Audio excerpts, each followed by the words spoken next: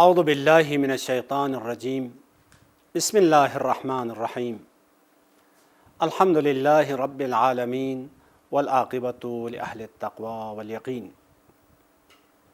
السلام علیک یا ابا عبداللہ الحسین وعلی علی بن الحسین وعلی اولاد الحسین وعلی اصحاب الحسین السلام علیکم ورحمۃ اللہ وبرکاتہ۔ ناظرین گرامی قدر، ہر انسان کی فطرت میں یہ چیز پائی جاتی ہے کہ ہر انسان ہمیشہ مشکلات کی حالت میں ہو یا راحت و آسائش کی حالت میں ہو، اپنے آپ کو ایک قدرت مند، ایک صاحب قدرت ذات کے ساتھ متصل رکھنا چاہتا ہے۔ یہ خصوصیت اور یہ چیز انسان کی فطرت کا حصہ ہے۔ اس خصوصیت کو جب ہم دینی اصطلاح میں بیان کرتے ہیں تو اسی کو عبادت کہتے ہیں۔ عبادت یعنی کیا مطلب؟ عبادت یعنی عاجز انسان، ناتوان انسان، ایک توانا، ایک قدرت مند ذات کے ساتھ متصل ہونا، اس ذات کے سامنے تسلیم ہونے کا نام عبادت ہے۔ عبادت یعنی پروردگار عالم کی ذات جو قادر مطلق ہے، حکیم علی الاطلاق ہے، اس توانا ذات کے سامنے تسلیم ہونے کا نام عبادت ہے۔ اس کے دستورات کے سامنے، اس کے اوامر و نواہی کے سامنے تسلیم ہونے کا نام عبادت ہے۔ لیکن خود عبادت کے مصادیق ہیں۔ ان مصادیق میں سے سب سے مؤثر اور سب سے اہمیت کا حامل جو مصداق ہے وہ نماز ہے۔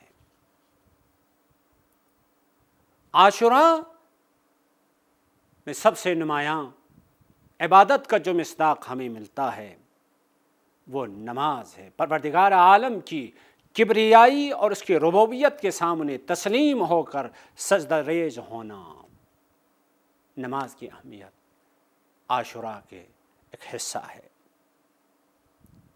عزیزان گرامی قدر، تاریخ میں یہ موجود ہے۔ 9 محرم کو ابن سعد لعین اپنے لشکر کو تیار کر کے خیمہ گاہ کی طرف بڑھنا شروع کرتے ہیں تو امام حسین علیہ السلام اپنے اصحاب میں سے کسی کو بیچ کے دریافت کرتے ہیں کیا وجہ ہے، تو انہوں نے کہا کئی دنوں سے ہم یہاں پہ انتظار کر رہے ہیں، آج 9 محرم کو ہم جنگ کریں گے اور ختم کر کے واپس چلے جائیں گے۔ 9 محرم کو جب یہ سننا تھا تو امام حسین علیہ السلام فرزند زہرا، دلبند علی مرتضیٰ، ابوالفضل عباس جیسی عظیم شخصیت کو بلا کے اپنے پاس لے کے آتے ہیں۔ میں اس واقعے کو بیان کرنے سے پہلے ایک مثال دے دوں۔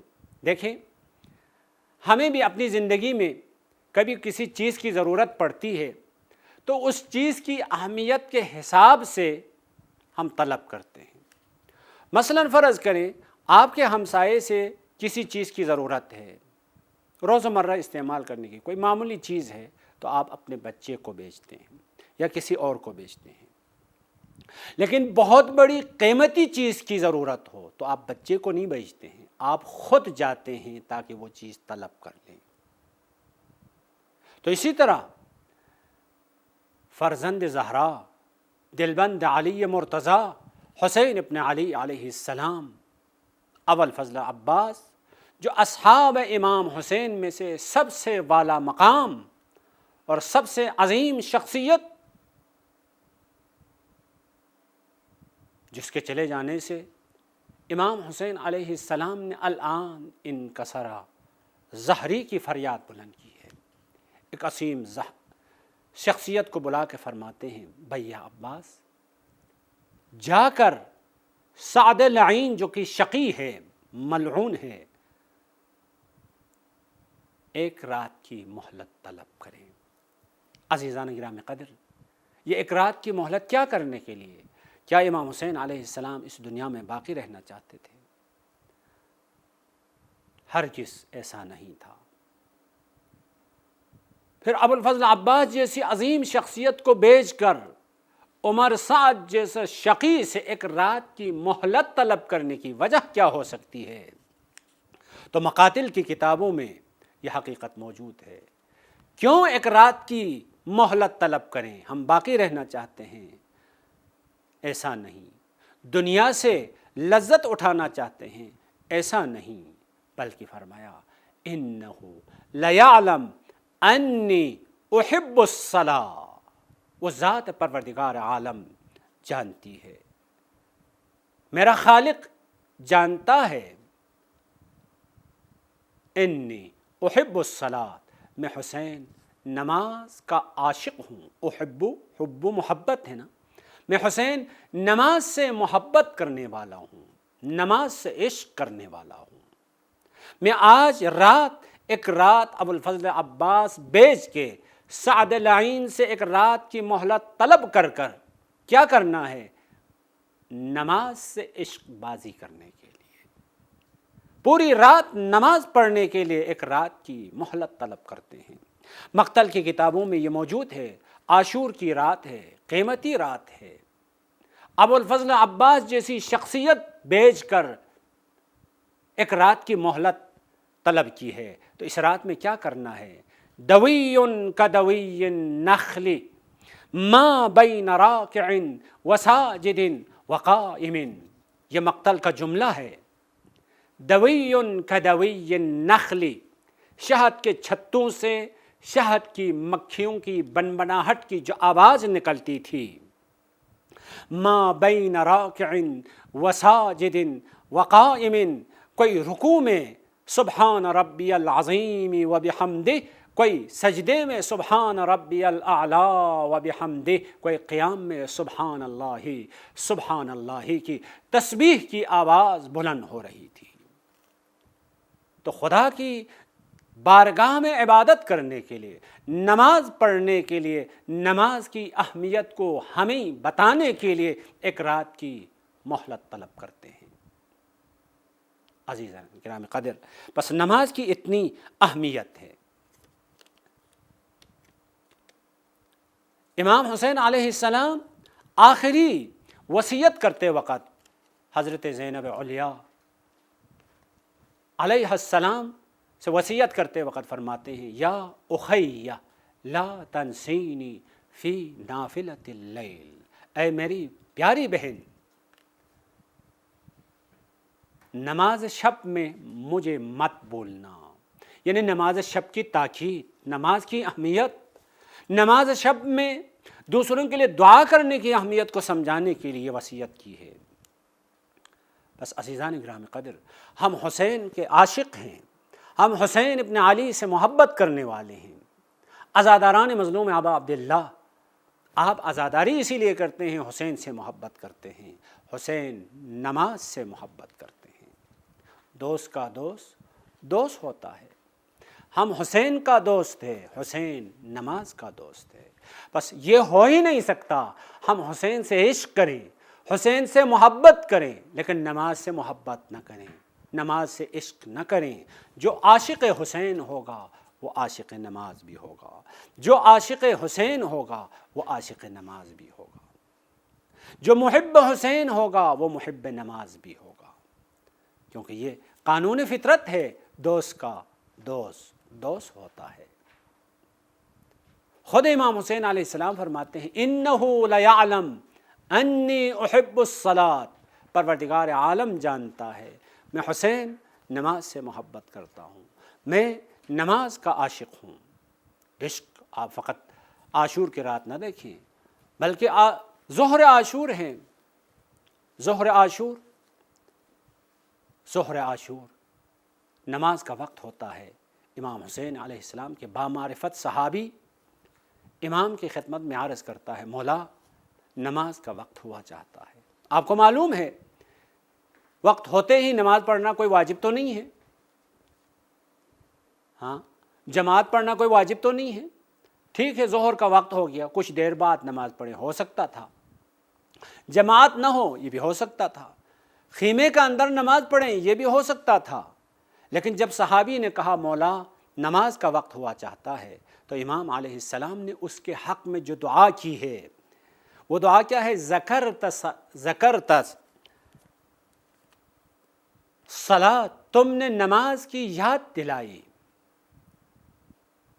جعلک اللہ من المصلین الذاکرین، پروردگار عالم تجھے نماز پڑھنے والے اور خدا کی یاد کرنے والوں میں شمار کریں۔ عزیزان گرامی قدر، کوئی نوحہ پڑھنے والا نوحہ خوان، کوئی خطیب، کوئی عزادار ظہر عاشور نماز کے وقت پہ نماز کی یاد دلائے گا، نماز کے خاطر اذان دے گا تو مولا ابا عبداللہ الحسین کی یہ دعا شامل حال ہو جائے گی۔ ذکرت الصلاۃ، تم نے نماز کی یاد دلائی، جعلک اللہ من المصلین الذاکرین، خدا تجھے نماز پڑھنے والوں اور خدا کی یاد کرنے والوں میں شمار کریں۔ کوئی نوحہ پڑھنے والا نوحہ خوان نماز کے وقت نماز کی یاد دلائے گا، یہ دعا اس کے لیے شامل حال ہے۔ کوئی خطیب یہ یاد دلائے گا، کوئی عزادار یاد دلائے گا، مولا کی دعا شامل حال ہو جائے گی۔ نہ فقط دعا کی بات ختم ہو گئی، ایسی بات نہیں، بلکہ اشقیاء کی جانب سے تیر باران ہے، حملہ تسلسل کے ساتھ جاری ہے۔ تو نماز فرادہ نہیں، خیمے کے اندر نہیں، بلکہ اشقیاء کے سامنے نماز خوف جماعت کے ساتھ پڑھتے ہیں۔ دو صحابی مولا ابا عبداللہ الحسین کے سامنے سپر بن کر کھڑے ہو جاتے ہیں۔ یہ دیکھیں آپ حالت کو دیکھیں، نماز کی اہمیت کو سمجھانے کے لیے، جماعت کی اہمیت کو سمجھانے کے لیے دو صحابی سپر بن کر مولا کے سامنے کھڑے ہو جاتے ہیں، اور مولا ابا عبداللہ الحسین نماز ظہر کو نماز خوف جماعت کے ساتھ ادا کرتے ہیں۔ یہ نماز کی اہمیت ہے، یہ نماز کی اہمیت۔ اسی لیے بعض بزرگان نے کہا ہے عصر عاشور کے بعد جو بڑی مصیبت ہے، اس مصیبت کی تاریخ میں کوئی مثال نہیں ملتی ہے، لیکن 11 محرم کو مولا امام سجاد علیہ السلام اسیروں کے اس قافلے کی سربراہی کرتے ہوئے ان تمام مصیبتوں کو جھیل لیتے ہیں، برداشت کر لیتے ہیں۔ تو یہ طاقت کہاں سے ملی، یہ قوت کہاں سے ملی؟ اسی لیے بزرگان نے کہا ہے شام غریبان کے بعد جو سجدہ کیا تھا، اس سجدے کی وجہ سے سجاد علیہ السلام کہ روح میں جو طاقت آئی ہے، جو قوت آئی ہے۔ بس عزیزان گرامی قدر، ہمارے مکتب میں، ہمارے مذہب میں نماز کی جتنی اہمیت ہے، جیسا کہ معلوم ہے مولا امیر المومنین علیہ السلام کی زندگی کی ابتدا خانہ کعبہ سے، زندگی کی انتہا مسجد کے محراب میں، اور جس علی کی ابتدا اور انتہا دونوں کعبہ اور مسجد میں ہو، اس علی کو ماننے والا مسجد سے پیار نہ کریں، محبت نہ کریں، بلکہ ہمارے ائمہ علیہ السلام کی تاریخ میں ہم پڑھتے ہیں ہر امام اس قرۂ حاکی پہ تشریف لانے کے بعد سب سے پہلا جو کام کیا ہے وہ پروردگار عالم کی ربوبیت اور اس کی کبریائی کے سامنے سجدہ ریز ہوا ہے۔ اور خصوصاً حضرت حجت ارواحنا لہ الفدا کی تاریخ اٹھا کے دیکھیں، 15 شعبان کو جب اس عالم خاکی پہ تشریف لائیں، سب سے پہلا جو کام کیا ہے خدا کی بارگاہ میں سجدہ کیا ہے۔ لذا ہم ان ائمہ علیہ السلام کو ماننے والے ہیں، حسین ابن علی کو اپنا امام ماننے والے ہیں۔ ائمہ علیہ السلام نماز سے عشق کریں، نماز سے محبت کریں، ہم نماز سے محبت نہ کریں، نماز سے عشق نہ کریں، یہ ہو ہی نہیں سکتا، کیونکہ قانون فطرت ہے، دوست کا دوست دوست ہی ہوتا ہے۔ لذا پروردگار عالم کی بارگاہ میں دعا کرتے ہیں، خداوندہ حسین کی آخری نماز کی حرمت کا، اس کے مقام کا واسطہ ہمیں بھی ہمیشہ اور ہمیشہ آپ کی بارگاہ میں سجدہ ریز ہونے کی توفیق عنایت فرما۔ السلام علیکم ورحمۃ اللہ وبرکاتہ۔